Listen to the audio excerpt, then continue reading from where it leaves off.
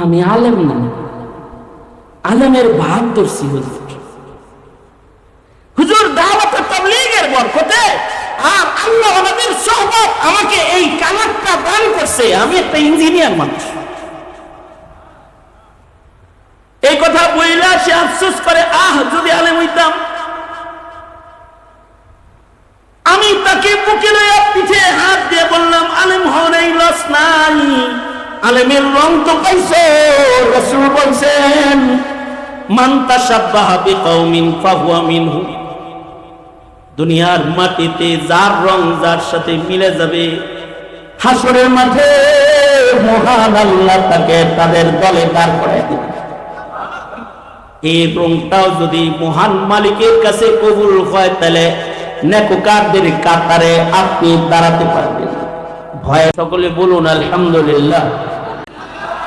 এত সময় পর্যন্ত নারায়ণগঞ্জের প্রথিত যশা একজন মুহাক্কিক শেখুল হাদিস আলেম দ্বীন শ্রদ্ধাভাজন মুরব্বী হযরতুল আল্লামা হযরত মাওলানা আব্দুস সবুর সাহেব দামাত বরকাতুহুল আলিয়া গুরুত্বপূর্ণ নসিহত করেছেন। এর পূর্বে আমার দোস্ত আল্লামা হাসান জামিল দামাত বরকাতুহুম বয়ান করেছেন। দিগার বুজুর্গ উলামা হযরতগণ কথা বলেছেন। সবার শেষে আমি আপনাদের সামনে বসে বরকতের নিয়তে আল্লাহর কালামের অধিক পঠিত ও তেলাওয়াতকৃত একটি আয়াতে কারিমা, নবী পাকের হাদিসের একটি অংশ, এগুলো আপনাদের সামনে পেশ করেছে। এইগুলোকে সামনে করে খুব সংক্ষেপে একটি সবক আপনাদের সামনে তাকরার করার ইরাদা। আল্লাহ তাআলা কিছু উপকারী কথা আপনাদের কানে পৌঁছে দেওয়ার তৌফিক দান করেন। আপনারা দোয়া করুন, বলুন আমিন। এই পৃথিবীতে সবচেয়ে দামি সম্পদ হলো মানব সম্পদ। মানব সম্পদের চাইতে দামি কোনো সম্পদ নাই। বলুন তো, টাকা পয়সার দাম বেশি না মানুষের দাম বেশি? ধন দৌলত বাড়ি গাড়ির দাম বেশি না মানুষের দাম বেশি? এমনকি দেশের দাম বেশি না দেশের মানুষের দাম বেশি? দেশে যদি মানুষই না থাকে, তাহলে ওই দেশ দিয়ে কি হবে? ধন দৌলত যদি মানুষের কাছেই না থাকে, পৃথিবীর সবচেয়ে দামি সম্পদ হলো মানব সম্পদ। এবং এই মানব সম্পদ যারা আমাদের ঘরে জন্মায়, এরা আমাদের জীবনেও সবচেয়ে দামি সম্পদ। একজন পিতা একজন মাতার কাছে তার ঘরে জন্ম নেওয়া মানব সম্পদ যেটা, এটার মূল্য দুনিয়ার সব কিছুর চাইতে বেশি, ঠিক কিনা? সন্তানের মূল্য মা বাবার কাছে এই পৃথিবীর সব কিছুর চাইতে বেশি।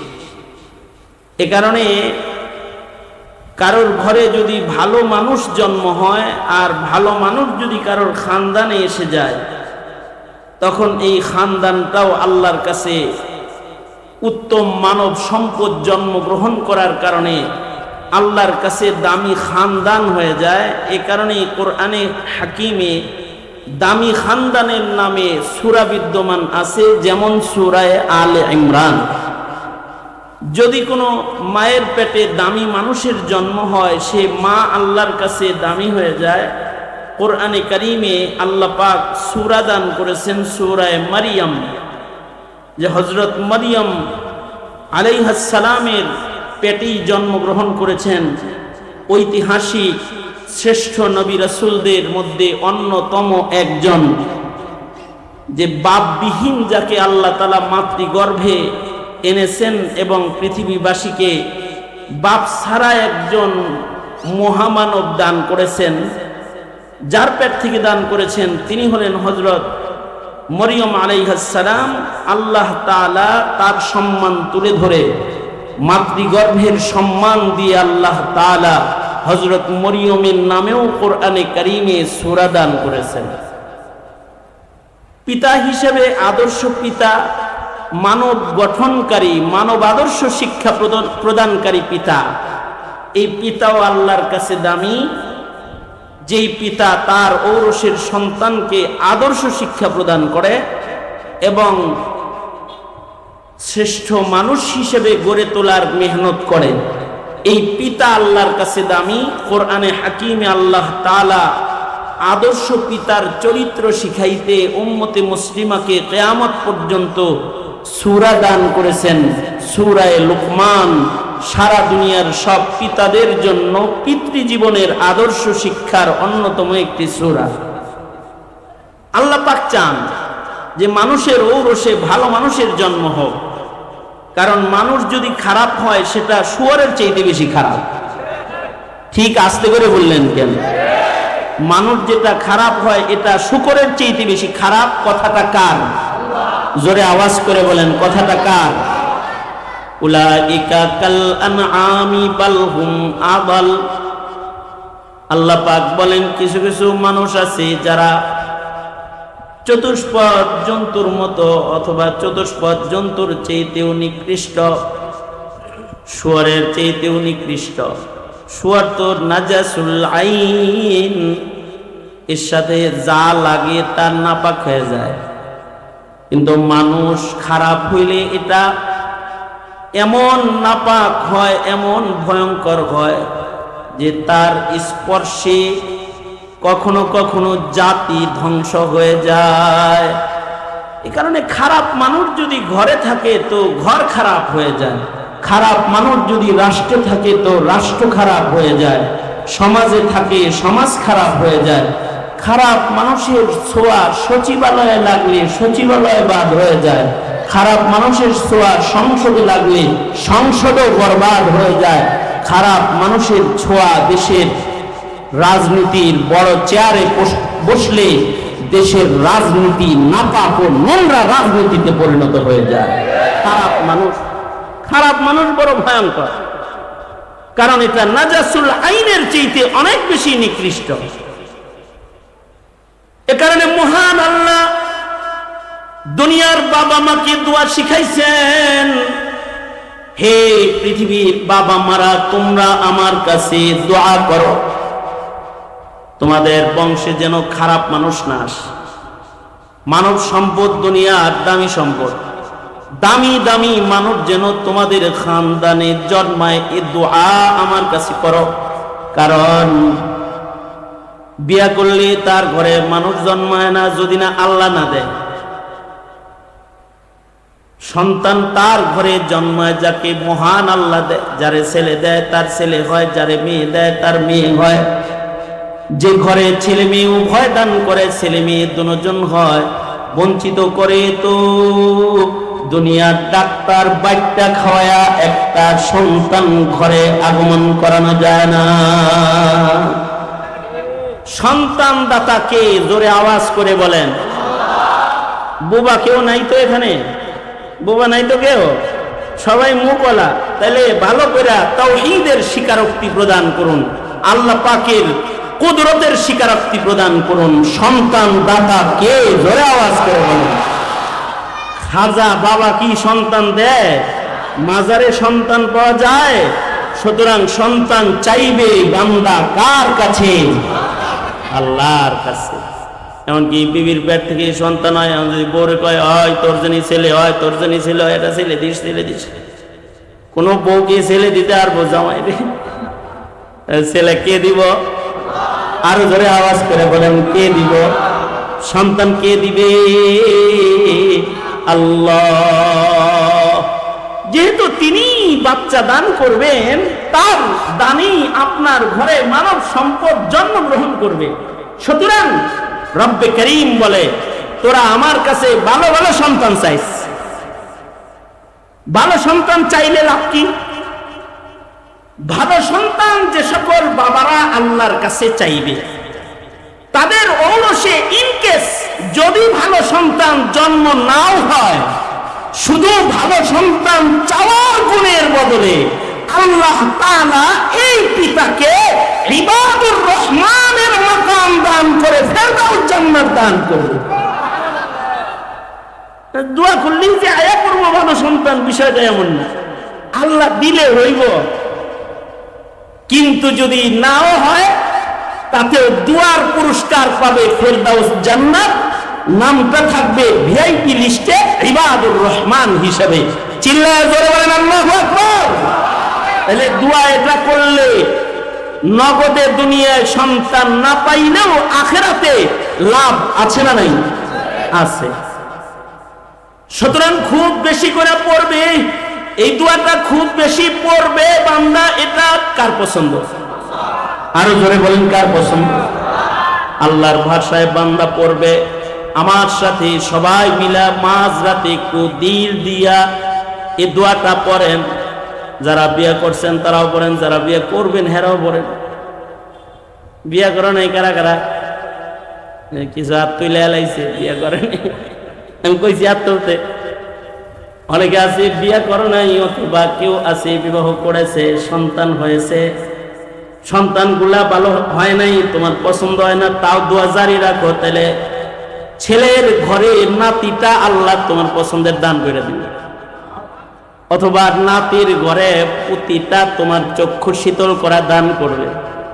ওরসের মধ্যে নেক সন্তান দোয়ায় আল্লাহ তাআলা পাঠায়। এই কারণেই বাবা ইব্রাহিম খানদানের জন্য বাইতুল্লাহ নির্মাণ করে দোয়া করেছে, রব্বানা বাস ফীহিম দোয়া, আল্লাহ এ আমার ইসমাঈলের খানদানে আপনি ভালো মানুষ যেটা শ্রেষ্ঠ এদের বানায়, দোয়া করছে। এজন্য বাবারাও দোয়া করতে হয়। তাই আসেন সবাই মিলে দোয়াটা পড়ে আলাই। যেহেতু আগে একবার জিজ্ঞাসি বোবা আছেন কিনা, কইছেন নাই, তাহলে একটু আওয়াজ করে পড়েন আমার সাথে, রব্বানা। আর আওয়াজ জমা নাই তো, জোরে আওয়াজ করে বলেন, রব্বানা হাবলানা মিন আজওয়াজিনা ওয়া যুররিয়াতিনা কুররাতা আয়ুন ওয়াজআলনা লিল মুত্তাকিনা ইমামা।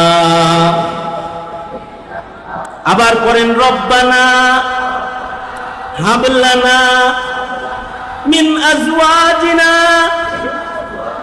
ওয়া যুররিয়াতিনা কুররাতা আয়ুন ওয়াজআলনা লিল মুত্তাকিনা ইমামা। বান্দা এই দোয়া বেশি পড়বে, এটা আল্লাহর পছন্দ। অর্থাৎ মর্মার্থ হলো বান্দা বলবে, ওগো আমার মালিক, ওগো আমার আল্লাহ, তুমি আমার খানদানের ভিতরে এমন সন্তান দান করো যার দেখলে আমার চোখ শীতল হয়ে যাবে, যে সন্তান নেককারদের সর্দার হবে, মুত্তাকিদের সর্দার হবে, এমন সন্তান দিও। তার মানে হলো এমন সন্তান দিও না যেটা গাঞ্জটিগর সর্দার, এমন সন্তান দিও না যেটা মদখোরদের সর্দার, এমন সন্তান দিও না যেটা খুনিদের সর্দার। খুনিদের সর্দার চিনেন না আপনারা? হ্যাঁ, স্যার হয়েছেন কে মিয়া? খুনিদের সর্দার চিনেন না? খুনিদের সর্দার দিও না। কিছু মানুষ আছে গাঞ্জটিকর সর্দার, কিছু মানুষ আছে স্মাগলারদের সর্দার, কিছু মানুষ আছে ডাকাতের সর্দার, চোরের সর্দার, কিছু আছে কসাই মার্কা খুনের সর্দার।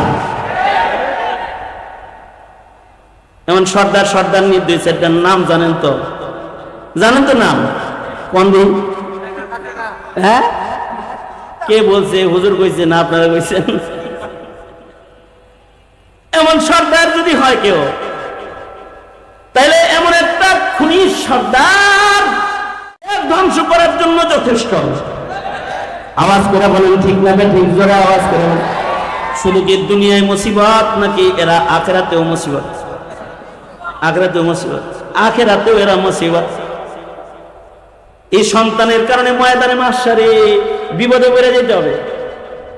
এই সন্তানের কারণে বাবা মার বিপদ হবে। এ কারণে বাবা মা দোয়া করবে, আল্লাহ বিপদ আপদ দিও না বংশে। বংশে এমন মানুষ দিবা যা দেখলে চোখ জুড়ায় যাবে। কি চোখ জুড়ায়? কি নায়ক দেখলে, নায়িকা দেখলে? হ্যাঁ, চোখ জুড়ায় না। সন্তান ফর্সা হওয়া লাগে না, সাদা হওয়া লাগে না, সুন্দর হওয়া লাগে না, সুন্দর টল ফিগার, বডি স্ট্রাকচার খুব সুন্দর পছন্দ মতো হওয়া লাগে না। চোখ জুড়ায় না সন্তান কালো হইলেও কখনো কখনো সন্তান দেখা বাবা মার চোখ জুড়ায় যায়। যদি সন্তানটা ভালো মানুষ হয়, সন্তানটা যদি নেককার হয়, বাবা মার দিল ঠান্ডা হয়ে যায়। সন্তানের ভালো কাজ দেখলে বাবা মা আত্মতৃপ্তি পায়, বাবা মার শান্তি লেগে যায়। এই সন্তানগুলা দুনিয়ার জীবনে বাবা মার শ্রদ্ধার আসনে উন্নীত হওয়ার কারণ হয়ে যায়। আর সন্তানটা যদি বিশ্রী সন্তান হয়, তাহলে এমন সন্তানের পরিচয় দিতে বাবা মার কষ্ট হয়। এমন সন্তানের কারণে কখনো কখনো বাবা মাকে গ্রাম ছাড়তে হয়, ঠিক না বে ঠিক? মহল্লা ছাড়তে হয়। কখনো কখনো বাবা মাকে তিরস্কার আর ভৎসনার শিকার হতে হয়। এই কারণে আল্লাহ কয়, আমার কাছে ডাক্তার চাস না, ইঞ্জিনিয়ার চাস না, আমার কাছে মেনশন করে কোনো পদের নাম দিয়ে সন্তান চাস না, নায়ক চাস না, নায়িকা চাস না, আমার কাছে চাবি আল্লাহ। এমন সন্তান আমার দাও যা দেখলে আমার চোখ জুড়ায় যাবে। এইরকম একটা আওলাদ ফরজান্দ আল্লাহ তুমি আমাকে দান করো, এটা দোয়া করবে বান্দা। তখন এই সন্তান গণনা কইরাও তৃপ্তি পাওয়া যায়। আর যদি সন্তানগুলো হয় বাটপার, খুনি, সন্ত্রাসী, চাঁদাবাজ, ও সন্তান গণনা করতেও ঘৃণা লেগে যায়, বাবার গণনা করতে চায় না। হাজার সাগর এক বুড়া চাচার সাথে আমি ছিলাম রুমে, হঠাৎ করে পাশের রুম থেকে আমি যাইতেই এই চাচার মেয়ের জামাই ফল নাস্তা রেডি করে দস্তরখান সহ আমাদের রুমে হাজির, নিজের শ্বশুররে খাওয়াইতে। শ্বশুর মিয়া খুশি হয়ে আমাকে বলে, হুজুর আল্লাহর মাল, ছোট মেয়ের জামাই, এটা ছোট মেয়ের জামাই, ফ্যামিলি সহ হবে এসে আমারও লয়ে আইছে। ওর মা বাচ্চা থাকলে মায়েরও লয়ে আইতো, আমারে নিয়ে আসছে। হুজুর ওর একটু দোয়া দিয়ে দেন। এই মেয়ের জামাই বা এই ছেলেটা, যেই লোকটা নাস্তা নিয়ে ঘরে ঢুকছে, এর গেটআপ সেটআপ যা কিছু আছে সব এত সুন্দর যে হেরে দেখা আমি মনে করছি উনি কোনো না কোনো মাদ্রাসার খাদেম হবে, মুহাদ্দিস সাহেব হবে। আমি জিজ্ঞাসি, ভাই আপনি কোন মাদ্রাসার খাদেম? এটা হলো আমার প্রশ্ন, আপনি কোন মাদ্রাসার খাদেম? এই কথা বলতেই লোকটা একটু শর্মিন্দা হয়েছে। সে মাথা নিচের দিকে চায় কয়, হুজুর আমি আলেম না, আলেমের ভাব ধরছি হুজুর।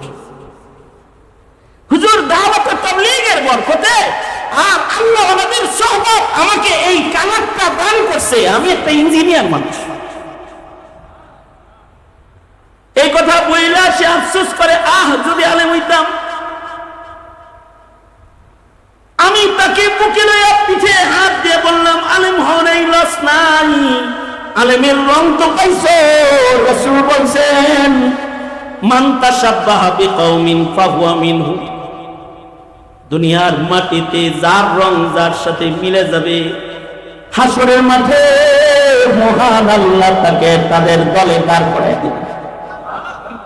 এই রংটাও যদি মহান মালিকের কাছে কবুল হয়, তাহলে নেককারদের কাতারে আপনি দাঁড়াতে পারবেন, ভয় নাই। সান্ত্বনা দিয়া চাচারে জিগাইলাম, চাচা বললেন এটা ছোট মেয়ে, তাহলে জামাই কয়জন? ছেলে মেয়ে আপনার কয়জন? চাচা বলল 2 ছেলে 2 মেয়ে, 4 জন। আমি বললাম সবার রং কি এরকম? সব ডাক্তার, ইঞ্জিনিয়ার, কিন্তু মহান আল্লাহ দাওয়াত তাবলীগের সাথে জড়িত থাকার বরকতে আমার ফ্যামিলিকে একটা রং আল্লাহ দিয়ে দিছে, ওরা নেককার, দিনদার। এটা আমার দিলের শান্তি। মাশাআল্লাহ। চাচার লগে কথা কইতেছি তো, চাচার মেয়ের জামাই কানে কানে কয়, আব্বা মিথ্যা কথা কয়। তার মানে মিথ্যা কথা বলে মানে কয় ওনার 3 ছেলে 2 মেয়ে, মোট 5টা, একটা বাগদা হয়েছে। আমি বললাম, চাচা কোন জায়গায় আছেন আপনি কি জানেন? এই জায়গাটা হুদুদে হারাম, কাবা ঘরের পাশে বয়ে রয়েছেন। এইখানে কেউ যদি নেকির কাজ করে তাহলে 1 লাখ গুণ বেশি দেওয়া হবে। তার মানে 1 রাকাত নামাজ পড়লে 1 লক্ষ রাকাতের সওয়াব দেওয়া হবে। এটা মিছা কথা বলে কয়েক গুণ হওয়ার সম্ভাবনা। আপনি যে নিজের সন্তান গোপন করে বললেন 4 জন, 2 ছেলে 2 মেয়ে, আর একটা গুণেন নাই কেন? হুজুর এই গণনা তো আল্লাহ শিখাইছে। আপনারাই তো বয়ান করেন নূহ নবী যখন নিজের ছেলেরে ডাকতেছিল, এই আমার ছেলে যাস না, আযাব আইতেছে, প্লাবন আইতেছে, আয় আমার সাথে আয় আল্লাহর কথা। কিন্তু পয়গম্বরের আহ্বান যখন ছেলে শুনে নাই, মহান মালিক কি নূহকে এই সন্তান গণনা করতে মানা কইরা এটা বলে নাই, ইন্নাহু লাইসা মিন আহলিক, নূহ এটা তোমার আহাল না, এটা তোমার গোনার সন্তান হিসেবে আমি গণি না। মহান আল্লাহ বাবাদেরকে বাঁচার লাইনটা দেখায় দিছে। কাবা ঘর বাইতুল্লাহর পাশে ভ্রষ্ট সন্তানকে সন্তান হিসেবে গণনা কইরা আদালতে কিবরিয়াতে আসামি হয়ে আমি দাঁড়াইতে চাই না। এটা হলো বুঝ, বুঝ, যার যার বুঝ। বুঝ যেরকম হয় কাজ এরকম হয়। বুঝ ভালো যে দুষ্ট নষ্ট সন্তানকে সন্তান হিসেবে গণনা করতে রাজি না। দুষ্ট সন্তানকে যেমন গণনা করতে হয় না, গণনার থেকে বাদ দিতে হয়। দলের দুষ্ট কর্মী যারা তাদের গণনার থেকে বাদ দিয়ে দল গঠন করতে হয়। সন্ত্রাসী মানবা, হ্যাঁ, আর গণনা করবা কর্মী। সব মানুষ মানুষ না, সব কর্মী কর্মী না, সব সন্তান। জোরে আওয়াজ করে বলেন, সব সন্তান সন্তান না। বাবা মার ঘরে 3 প্রকারের সন্তান হয়।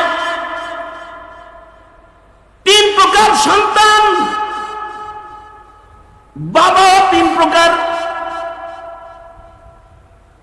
পৃথিবীতে যত বাপ আছে এই বাপ গুলাকে হাকিমুল উম্মত থানভী 3 প্রকার বানাইছে। 3 প্রকারের ভিতরে 2 প্রকার বাপ হলো নিকৃষ্ট, 1 প্রকারের বাপ হলো উৎকৃষ্ট। 3 প্রকারের নিকৃষ্ট 2 প্রকার বাবার ভেতরে 1 প্রকার বাপ হলো তারা যাদের ঔরসে সন্তান জন্মায়, সন্তানটারে খাওয়ায়া পড়ায়া বড় করে রাস্তায় ছেড়ে দেয়। এরপরে সন্তানটা কি গাঁজা খায়, মদ খায়, জেনা করে নাকি চুরি করে নাকি ছিনতাই করে, এটা খুঁজে দেখা তদারকি করার মতো অভিভাবকত্ব এই বাপ কখনো মাথায় আনে না। সন্তানগুলা জন্ম দিয়া খাওয়ায় দেওয়ায় রাস্তায় ছেড়ে দিয়েছে, এরা বিপথে চলে গেছে, বাবার কোনো মাথা ব্যথা নাই। ময়দানে মাহশারে এই বাবাকে কুখ্যাত বাবাদের খাতায় নাম লেখা আল্লাহ দাঁড় করায় বিচার করবে। আলা কুল্লুকুম রাইন ওয়া কুল্লুকুম মাসউলুন আন রাইয়াতিহি। এলে কুখ্যাত বাবা নিজের হাতে নিজের সন্তানকে বেখিয়ালি অন্যায়ের রাজত্ব করার জন্য ছেড়ে দিয়েছে, মন চাই জিন্দেগি করার জন্য ছেড়ে দিয়েছে। সন্তানকে মন চাই জিন্দেগি শিখাবে না বাবা। আল্লাহর রাসূল তো বলেন, নামাজ না পড়লে মায়ের দিবা 10 বছর বয়সে, হুকুম দিবা না মানলে 10 বছর বয়সে লাঠি উঠাবা, যদি কথা না মানে ধার্য করে ঘর থেকে বের করে দিবা। গণনা করবা না, এটারে শাসন করবা। তাকে জন্ম দিয়ে ছাইরা দিলা, এটা কি গামজুটি হইল নাকি ছিনতাইকারী হলো দেখার সুযোগ পেলে না। কুখ্যাত পিতা, সন্তানের কারণে পিতাকে দোজখে নিক্ষেপ করা হবে। কুখ্যাত এগুলো। আর এক প্রকারের পিতা হলো সন্তানকে বেশি আদর করেন না পিতা। শৌখিন পিতা সন্তানকে অনেক আদর করে, অনেক অনেক, সন্তান যা চায় তাই দেয়। সন্তান গাড়ি চাইলে গাড়ি দেয়, হুন্ডা চাইলে হুন্ডা কিনে দেয়। সন্তান ব্র্যান্ডের পোশাক চাইলে সন্তানকে ব্র্যান্ডের পোশাক কিনা দেয়। সন্তান মোবাইল চাইলে আইফোন কিনা দেয়। সন্তান কম্পিউটার চাইলে ল্যাপটপ কম্পিউটার দুইটা কিনা দেয়, একটা চাইলে দুইটা দেয়। এত আদর করে যে সোনার থালায় সন্তানরে খাওয়ায় মজা পায়, এমন শিক্ষাঙ্গনে পড়ায় যে শিক্ষাঙ্গনে লক্ষ লক্ষ কোটি কোটি টাকা খরচ হয়, এত আদর করে।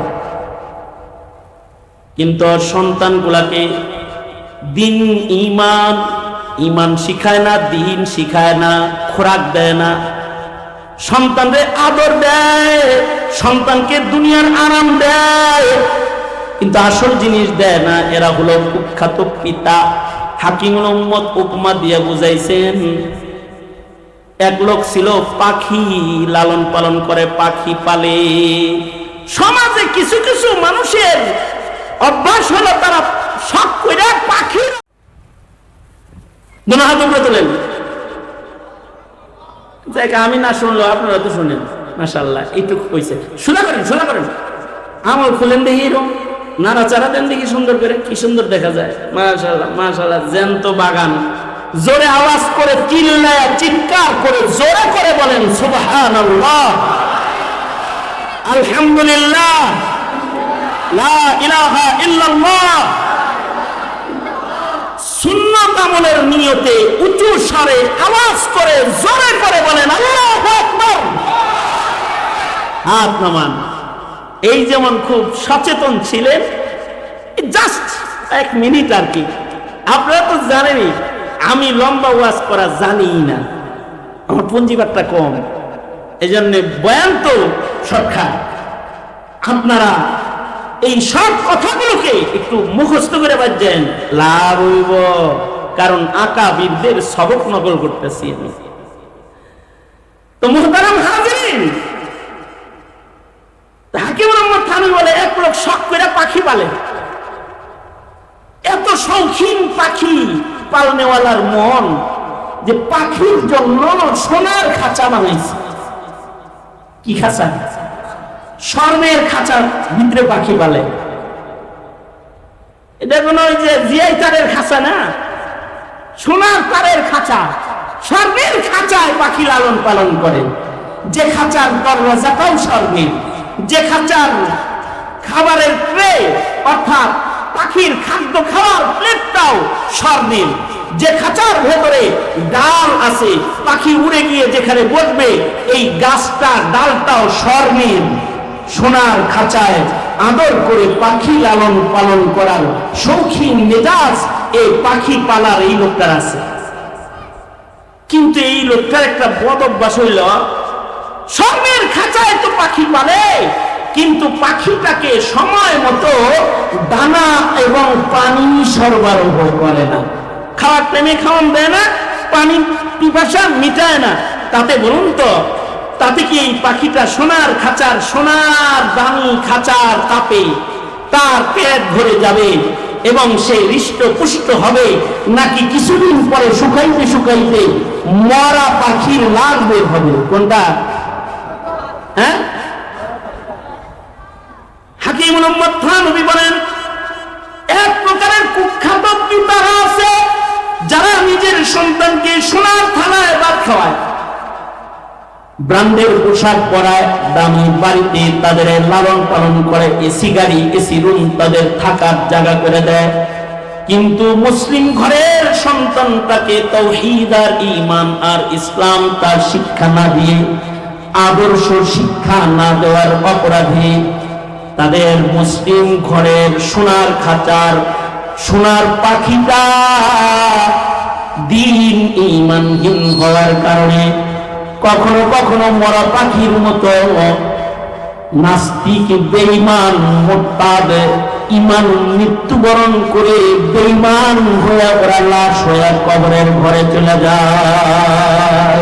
নাউজুবিল্লাহ করে আওয়াজ করে বলে।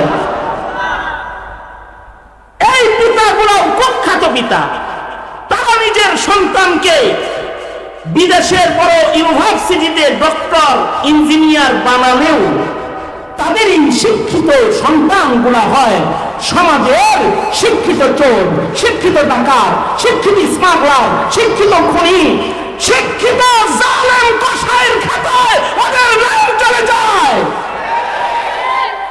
এমনকি ওরা শিক্ষিত কাফের বেঈমানদের চাষাবাদকারীর খাতায় ওদের নাম যায়। শিক্ষিত হওয়ার পরে পিতাকে ছেড়ে খ্রিস্টান বিয়া কইরা ঘর সংসার শুরু কইরা মুসলমান ঘরে খ্রিস্টানের চাষাবাদ শুরু করে দেয়। এমনও কারো নাম জানেন আপনারা? হ্যাঁ জানেন, অতটুকুনি থাকেন। তাইলে এই পিতা যারা সন্তানকে শৌখিন কায়দায় লালন পালন করলো, শিক্ষাও দিল। আমি এক বাপেরে জিগাইছি বিদেশের ইউনিভার্সিটিতে আপনার ছেলে পড়াইতে টাকা খরচ হয় কত?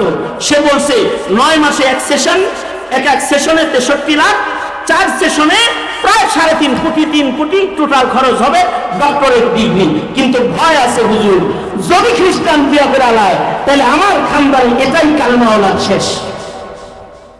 এরপরে যা জন্মাবে এগুলো কালেমাও করতে পারবেন অথবা মুসলিম হতে পারবেন।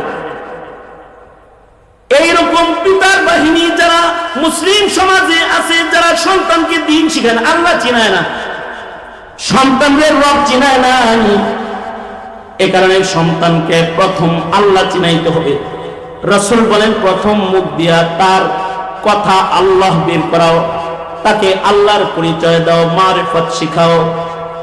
লোকমানের মতো বলো, ইয়া বুনাইয়া লা তুশরিক বিল্লাহ ইন্নাশ শিরকা লাযুলমুন আযীম। সন্তানদের শিখাও, সন্তান উপরের আকাশটা একজন বানাইছে, তিনি কে? সূর্য একজন উঠায় ডুবায়, তিনি কে? জোরে বলেন। সন্তানদের বলো, চাঁদ একজন উদয় করেছে, তিনি কে? এই আকাশকে তারকা দিয়ে একজন সাজাইছে, তিনি কে? জমিনটাকে একজন সুন্দর করে বিছাইছে, তিনি কে? তিনি জমিন থেকে শস্য গজাইছেন, আম গাছে আম, কাঁঠাল গাছে কাঁঠাল, লিচু গাছে লিচু, এক মাটির থেকে এক কারিগর ভাগ করে করে তোর জন্য গাছের ডালে ডালে ঝুলাইতেছে। আওয়াজ করে জোরে বলেন, এই কারিগরটাকে। এটা সন্তানদের শিক্ষা দাও। যদি না শিখাও তাহলে শিক্ষিত হয়ে নাস্তিক হবে, বলবে যে আল্লাহ নাই। মুসলমান ঘরে এমন বলে না? বলে তো আল্লাহ নাই, নাউযুবিল্লাহ জানেন আল্লাহ নাই বলছে। কেন বলছে? শিখায় নাই, এর লেগেই তো বলছে। আমার একটা নাতিন আছে, নাতিন 2টা আছে, একটা বুড়ুর বুড়ুর কথা কয়। আমার মেয়ে এসে আমার নাতিনটাকে আমার কোলে দিয়ে বলে কি, আব্বু ও কিন্তু সব অঙ্গের নাম জানে, জিগান। টেস্টি ব্যাপার এটা। নানাদের জন্য, দাদাদের জন্য তো এগুলো একটা মজার বিষয়। অবশ্য অত বড় নানা আমি এখনো হইতাম না, শেখ হাসিনার বরকতে তাড়াতাড়ি নানা হয়ে গেছে। হাসিনা এত আদর জেলখানায় করছে যে দাড়ি কাঁচা ছিল ওগুলো পাকায় বলেছে, বুঝলেন? যাই হোক বলে নিয়া মাঝে মাঝে হাসিনার নাম নিতে না চাইলো আয়া পড়ে, উতরায় আয়া পড়ে। জেলখানায় যে কষ্ট করেছি, সে কষ্ট করে যখন আঘাত করে তখন মনটা কয়, জালেম এদেশের আলেমদেরকে একটু চিনি না, বাপুরা তো কখনো চিনাই নাই। আলেমদেরকে জেলে ঘুরা হিন্দুর কথায় কষ্ট দিলা। যাক, এগুলো বলতে চাই না, বলতে চাই না, কিন্তু আয়া পরে বলবো না। আমি বলবো না তো তুমি বলবা নাকি? 1 বছরের জেলের অত্যাচার তো আমি সহ্য করছি, তুমি তো বাইরে খাইছো দিয়েছো ঘুরছো, আমি বলার অধিকার রাখি, এই কারণে বলি। বাহার হাল আমার নাতিন বলে বসছে, তো আমি ওরে গেলাম, না না এইটা কি? কয় নাক। এইটা কি? এটা চোখ। এইটা কি? কয় হাত। এইটা কি? কয় দাড়ি। মানে মা এটাও শিখেছে, তো নানার মুখে যেটা আছে এটার নাম কি? আমি চিন্তা করলাম যে আর একটু সংযোজন করি। আমি বললাম, নানু এই চোখ দিছে একজন, তার নাম আল্লাহ। হাত একজন তোমাকে দিছে, তার নাম আল্লাহ। আমি বললাম নানু বলো তো চোখকে দিছে, বলো আল্লাহ। তো কয় আল্লাহ। আমি বললাম নানু এ হাতকে দিয়েছে, বলো আল্লাহ। কয় আল্লাহ। আমি জিজ্ঞাসা করলাম নানা এ কানটা কে দিছে, বলো আল্লাহ। তো বলে আল্লাহ। এবার আমি বললাম পা কে দিছে, এবার আর আমার বলতে হয় না আল্লাহ, ও কয় আল্লাহ। নানু এই উপরের আকাশটা কার, কয় আল্লাহ। জমিনটা কার, কয় আল্লাহ। লাইনে উঠায় দেওয়া হয়েছে, এবার সব কিছুর মালিক যে একজন, এটা মুখ দিয়ে বের হইতেছে, তাওহীদের পরিচয় দিলের ভিতরে ঢুকতেছে। বাবার কাজ হলো সন্তানকে আল্লাহ চিনায়া দিবে, মুওয়াহহিদ বানাবে, তাকে ওয়াহদানিয়তের স্বীকারোক্তি প্রদানকারী কালিমা